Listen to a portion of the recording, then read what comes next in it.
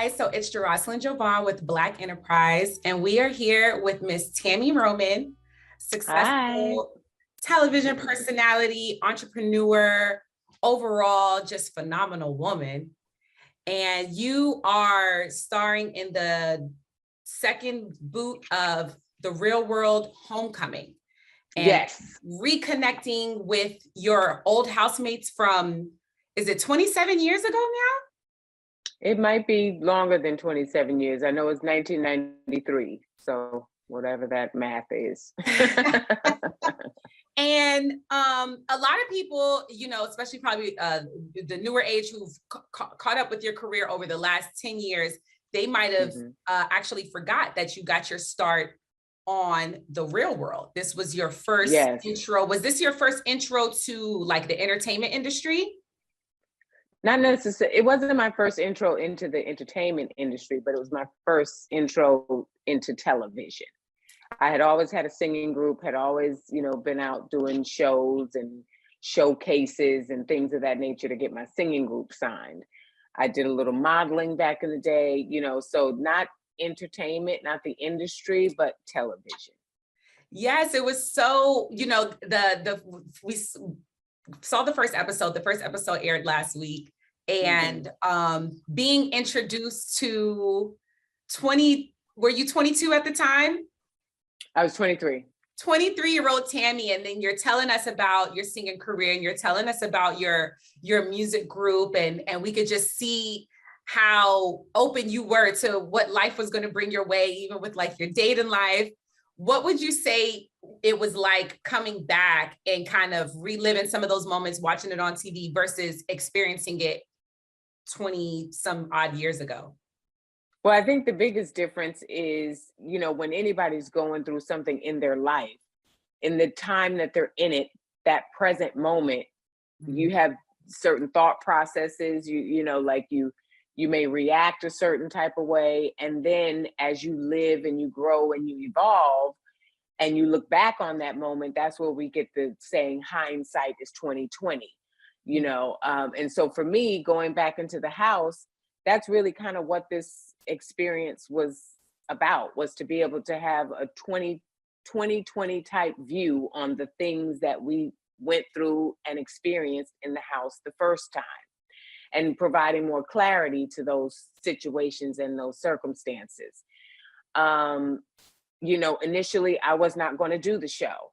And I felt like, I had spent a lot of time on reality TV. I've done a lot of reality TV outside of Basketball Wives. I did Marriage Boot Camp. I did Celebrity Wife Swap, so I felt like, well, Tami, you've kind of done it. And I wanted to focus on scripted programming, so I wasn't going to do the show. But now that I've actually gone through the process, it was definitely a blessing, because I was able to provide clarity on certain things that I did back then that people had no idea of.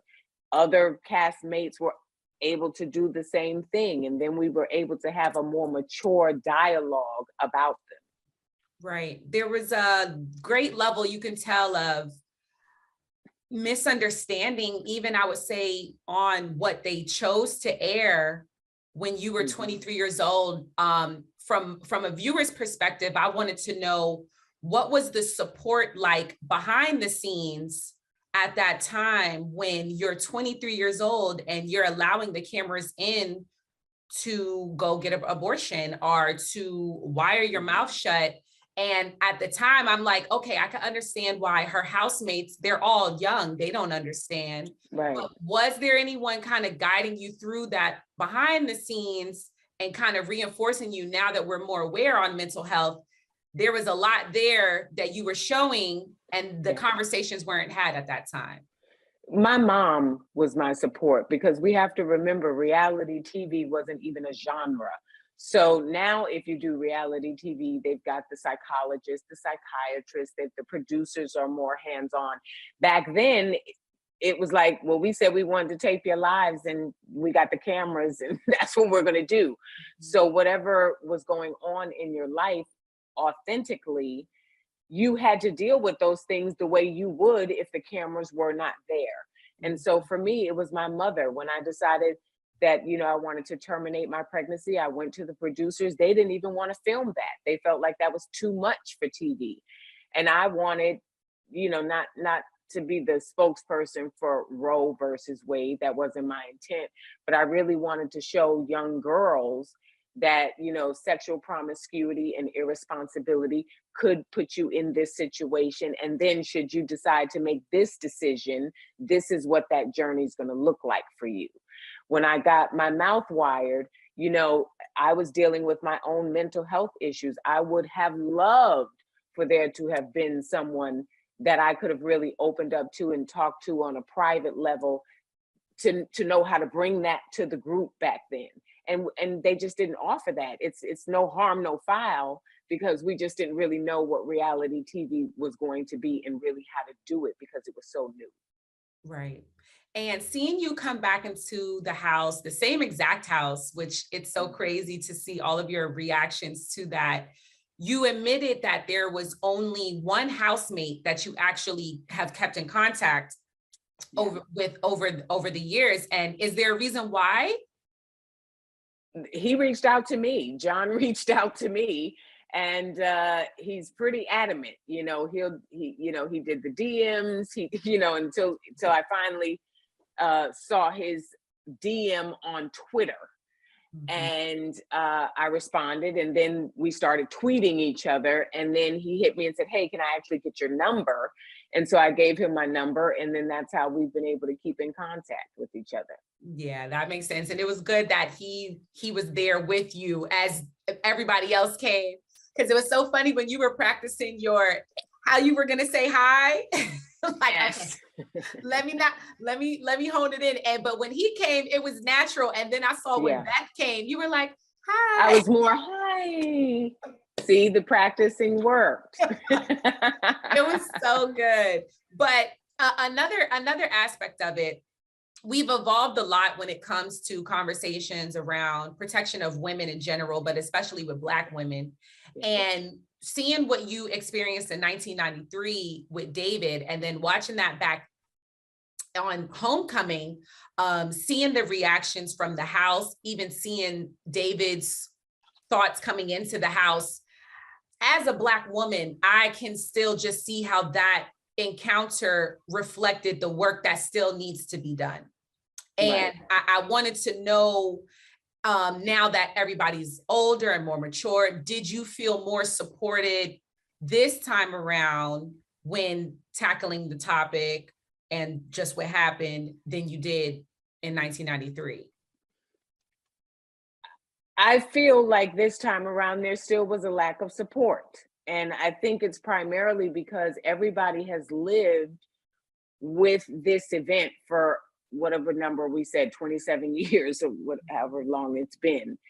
And so everybody has gotten backlash or, felt they have a stain on their reputation or their name, and felt some aspect of guilt as to the part that they played. So coming into the house and looking at the footage again, it was uneasy for all of us, but everybody had one motive, which was to apologize to David. And I think that within the moment for me, I wanted to be able to provide here again a 2020 view, give them clarity on why that moment even happened. It's like, we wouldn't have had that moment had it not been for Tami dealing with something, a mental disorder. It really is just that. And I wanted to give them that, so that be transparent enough to give them that so that they could understand. I think because of their own guilt and what they may have said or done when the first moment happened in 93, they overlooked, the reason for why that moment even happened. So when you say, did I get support this time around? No, I didn't. I felt like I didn't get support, particularly from who I thought I should have gotten support from. I feel like Beth and Irene, y'all were there. You were a part of this moment. Now I'm telling you what was going on with me. there should have been some empathy there, some understanding there. There should have definitely been empathy and understanding from David, because now you know why I reacted the way I reacted. And it's not a curable disorder. You understand what I'm saying? It's something that I'm still living with to this day, which I was very open about. Right. I did get conversation and compassion from Beth A and Glenn, which was awkward. I was very appreciative and thankful that what I said did not go unheard and it was addressed, but I didn't feel like it should have come from them because they had no idea this even happened. They both came after the fact. Exactly. And so, you know, when we talk about protecting Black women, just as I left that house and I said, within that moment, when I shared that and how it was received, I then said to myself, Tami, okay, this is not a group that you should feel safe enough to be transparent, vulnerable, broken, so that you guys can have real conversations, and hopefully on the outcome, on the other side of it, you'll have some closure, some understanding, some empathy, some compassion, some laughter, whatever it is that, you know, you're trying to achieve from when you share something. I had to come to the realization that that wasn't a safe space for me, and I had to protect myself. And so that's what I say when we talk about Black women in general. We always looking to someone else to protect us. And really the protection needs to come from within us. And then when we align together as a group of powerful women, Black women, I'm speaking to my people specifically, that's when we'll really have ownership of our legacy and who we are in this lifetime. Nobody is going to protect us. We're the most undermined, diminished species on the planet. People care more about their damn dogs than they care more about Sandra Bland. Okay, then they care. You know what I'm saying? And so for me, it's like we've got to learn how to protect ourselves, our health, our physical being, our emotional being, and then align with other like-minded, strong Black women, women of color, and build a force where we stand together. And then that's what people will not be able to overthrow. That's a fact, because I wasn't getting it. I didn't understand how he came into the house expecting an apology. I didn't even understand how, like, just his energy after all this time, we just recent years, Me Too, all the Me Too talk. Exactly. Now y'all gonna see me bring up Me Too in episode 2. That sent him to the moon and back. Like he just, it was like, we not talking about that. And I'm like, but the truth of the matter is, if that had happened today, it would be a Me Too. And we've got to have these type of tough conversations, whether you like it or not, whether it started off as a joke, whether everybody was laughing, whatever was going on. The minute a woman says, no, stop, don't do that, I don't want to play no more, I don't want to participate, I'm not down for it, you've got to halt. Right. And so I stood on that. I believe that wholeheartedly. Yeah. And when I apologized to him, what I apologized for was how the trajectory of his life changed from being ousted out of the house. That is not what I wanted for David. And they edited out a little portion where I told the producers, he doesn't have to leave. I have a job. You know, I can go home, and I have my own apartment. I came from my apartment to here that I'm still paying rent on, you know, so I can go there and I can come in the evenings and film just like I'm doing now. And they felt the concept of the show was not that. Everybody had to live within the house, which is why I had to, you know, I left my apartment and moved my stuff in. And that was their formula, that was their format, and that's what they wanted to stick to. So I felt responsible to a certain degree on saying, I don't want to stay here with him. Now, if that had happened today, and the way that it happened, everybody having proper information, I feel like people have to learn to coexist, even in uncomfortable situations. People do it every day in corporate America. Half of America don't like their bosses. They go and they do their job. And now with reality TV being a job, we would have to learn to coexist. And so that's what I was apologizing for, was how his life inevitably changed.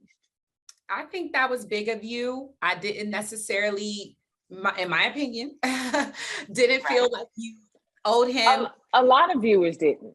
A lot of viewers didn't. A lot of people felt like at the end of the day, he still pulled the covers. You still said no. It is what it is. He's not owed an apology. And even with him, the whole weird laugh, and then him trying to say, we're laughing. I'm 33 years old. If I look at a video of myself and my friends from in my 20s, I'm not going to justify our reactions while we're still developing young adults. You can't justify the fact that you were awkwardly laughing, even though you had just explained that it was an awkward laugh. Right. Are back laughing. You guys were young. You're still kind of grasp that, wait, this is uncomfortable, but I don't really know, because that's just what young people do. And the fact that so much time has passed and that still hasn't registered for him, I want to know, is there, like later down the line, you don't got to tell me everything, but just a tease of, does he kind of get into where his mental is at and why he thinks things like that is still okay? I think that David, unfortunately, still is in 1993. And I think that here again, that whole experience halted him, whereas every other cast member has gone on with their lives in one way or another. John's still singing, he's still ministering. Beth is doing every challenge they ever make, but she's going on with her life. Tami Roman's doing what Tami Roman's doing. You know what I mean? Everybody's gone on, and I think David has not put himself in a position to be able to heal and move forward because he wanted this moment. And the Entertainment Tonight, Kevin Frazier came to the house to do an interview, and he asked David, he said, how does it feel to be back in this house? And he said, I've waited 27 years for this moment. And I believe that to be true. I believe that to be true.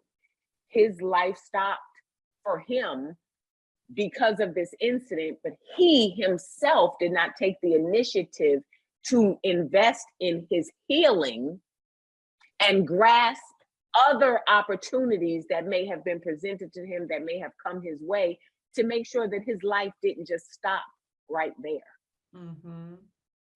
I'm so happy that, I mean, you were already in the house, but I'm just really happy that you chose to do the show, because the conversations that you're tackling and that you're bringing to it, it's really given a lot, especially to our community, and seeing you in this light, because you're reflecting on your life as a 20-something-year-old and now as a grown woman. And I want to know, what have the conversations been like with your two daughters? You have two grown daughters, beautiful daughters.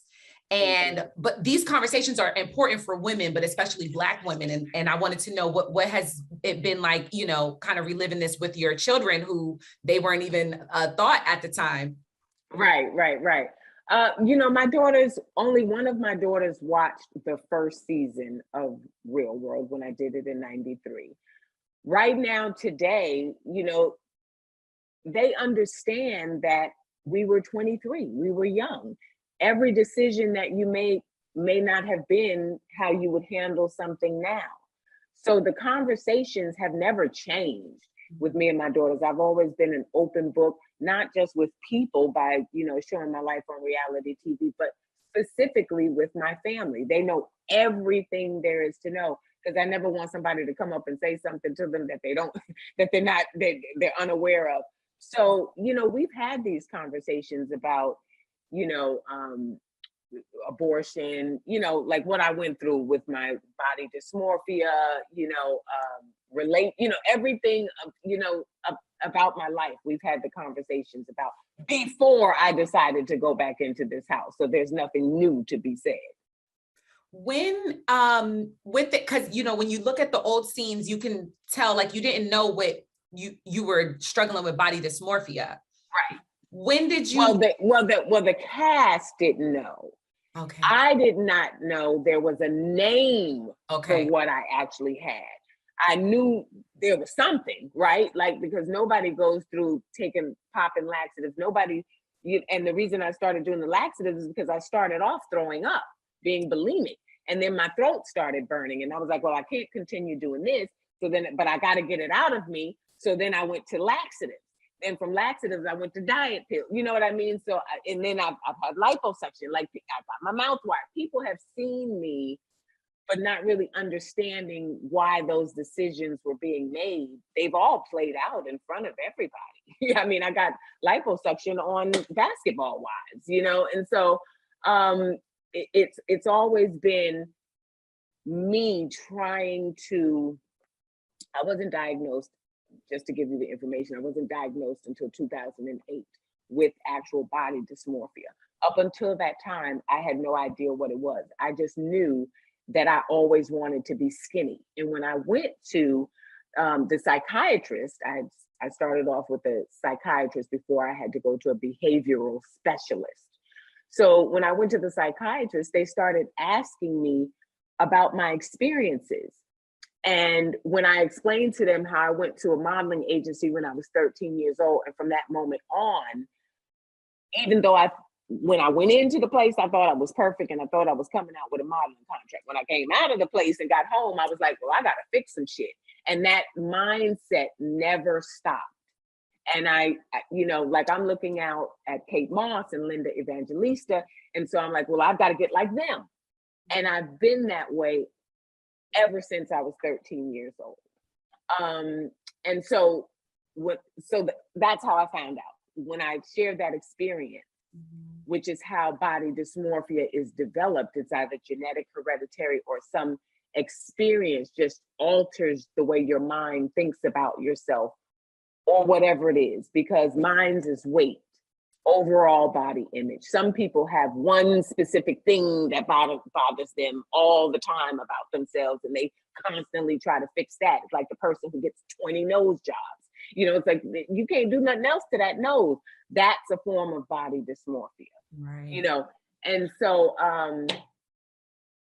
what was the question? No, you answered the question, but this is, okay. You're offering so much insight, you know, because it's like we can know the term body dysmorphia and understand it, but the insight that you offer from a perspective of somebody that we've been watching, I don't know, just there's something that you take away and it resonates with you more than just reading about it or, watching a documentary on it.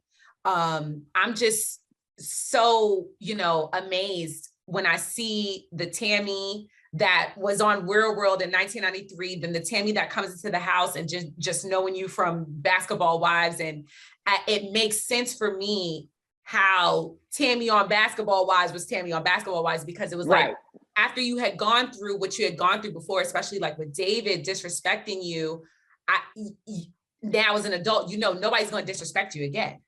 And that's just a part of life. And my children do say that. They're like, who is this lady? They're like, even your voice is different. Like you sound so soft and so nice, and you don't raise your voice. And I'm like, life, child, life has happened, from that incident and being emotionally traumatized, and nobody's going to ever understand what that felt like for me, right? Because you have to have the disorder to know what that moment put me through. So dealing with that, then literally when I came off of the Real World, I got married. And so, now I've got to be a wife. And then I was pregnant. Now I've got to be a mother, giving up my singing group, something that I had fought my entire life to have. I had to let go to now take on this new role. And within that, the challenges of being married to a professional basketball player are in and of, they're in their own world. Like, let me just say that. And then going through that, and then that relationship was very tumultuous. So life happened to Tami Roman.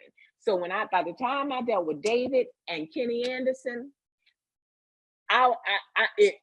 if I wish a mother would was a person. You're so funny. Like, I love it.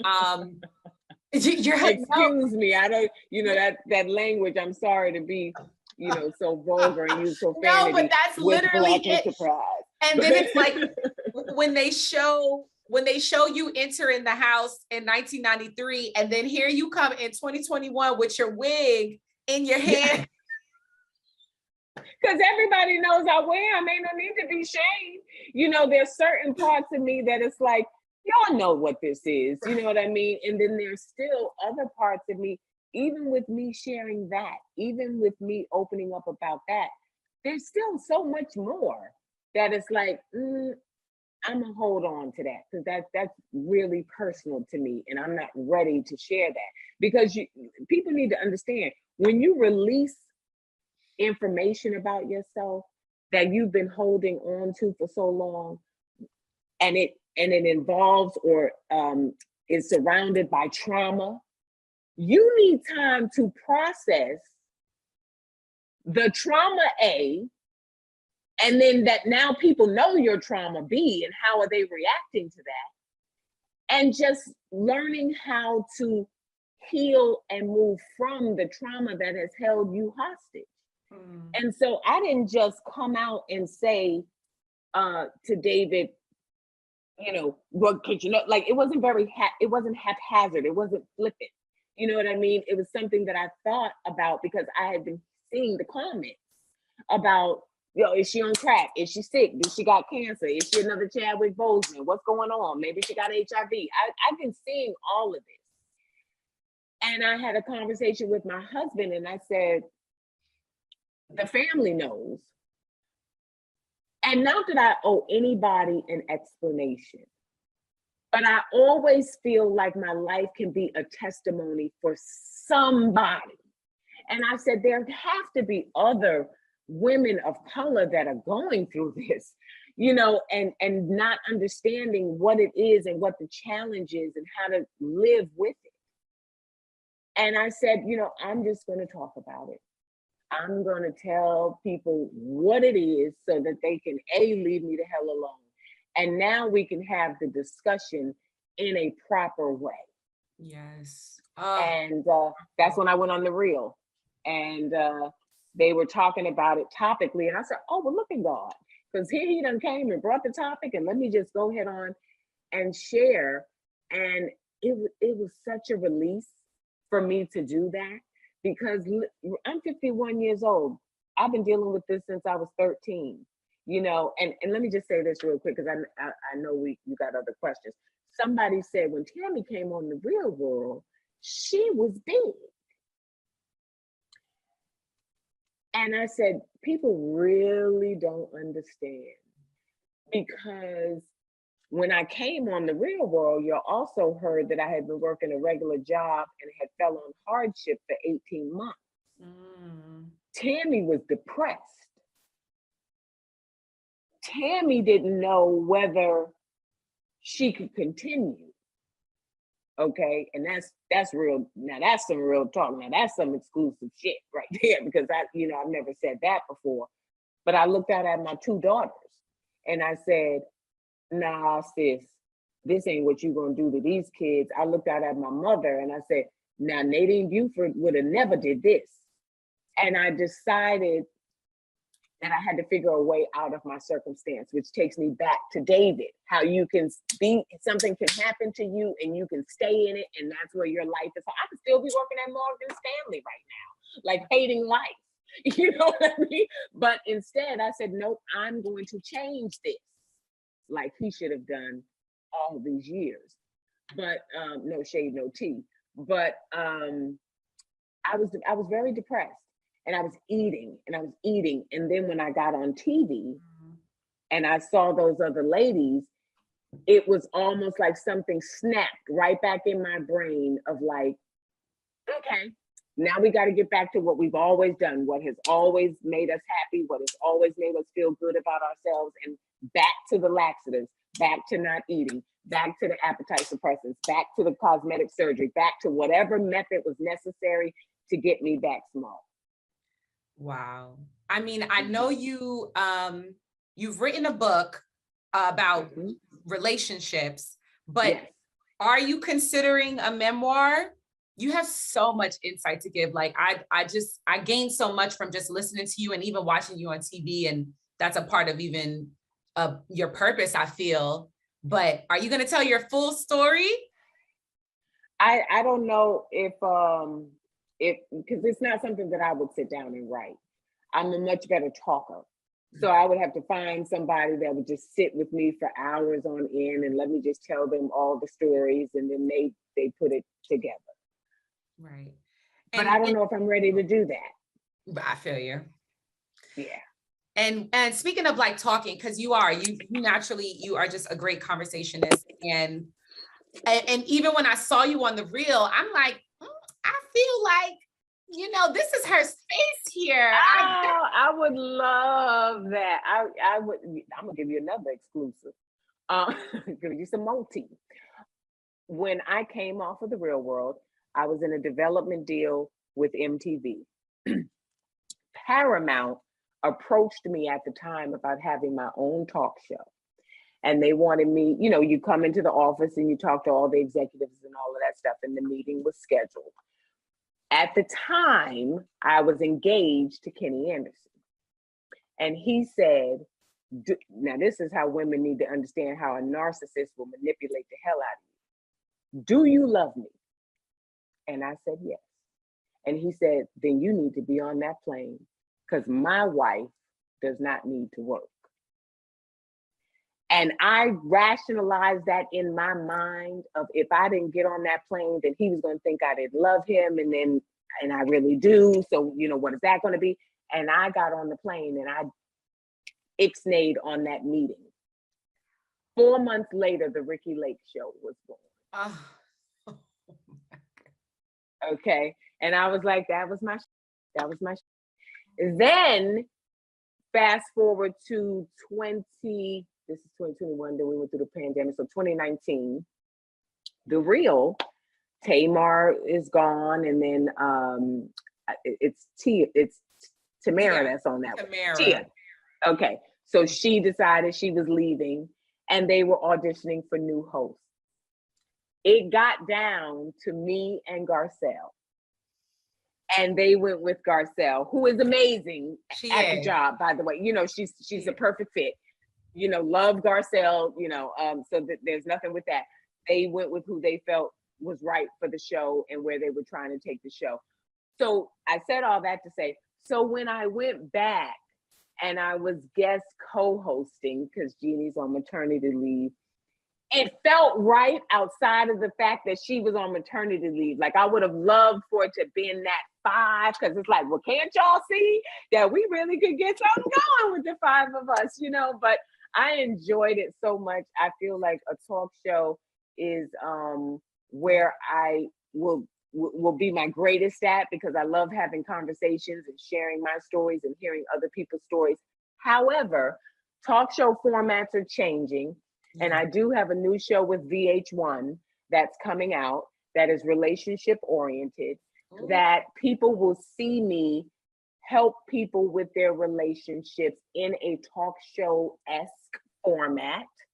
And so they'll be able to get it all. And I'm very excited. Oh, that's so good. That stuff just makes me so happy, because that's a true success story. We've seen it all. We saw your trajectory, and just everything. You're going to culminate everything together on this show, and you're going to help other people. I'm so happy. Yeah. That makes me happy. Excited.